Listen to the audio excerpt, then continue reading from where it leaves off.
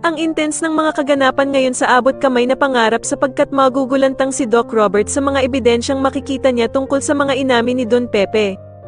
Dito nga ay pupuntahan ni Kinito si Doc Robert para ibigay sa kanya ang video recording na ginawa ni Don Pepe bilang isang ebidensya para sa mga nalaman niya.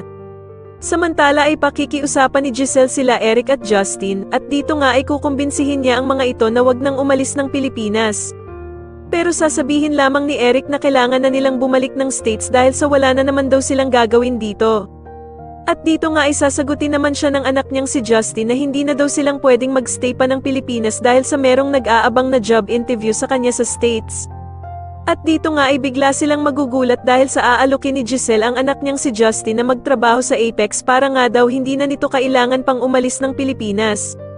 Samantala matapos ngang makita ni Doc Robert kung gaano kasaya ang anak niyang si Annalyn kasama ang mga dating katrabaho nito sa Apex, ay tatanungin niya ito kung gusto ba daw nitong bumalik sa Apex.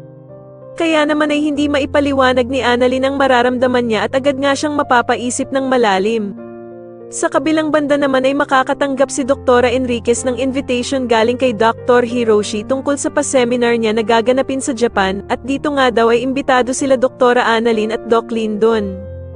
Mapapaisip naman si Doc Carlos tungkol sa invitation na ito at sasabihin niya nga na okay lang sa kanyang ipadala si Doc Lyndon, pero pag-iisipan pa nga daw niya kung papayagan niya si Annalyn na ipadala papuntang Japan.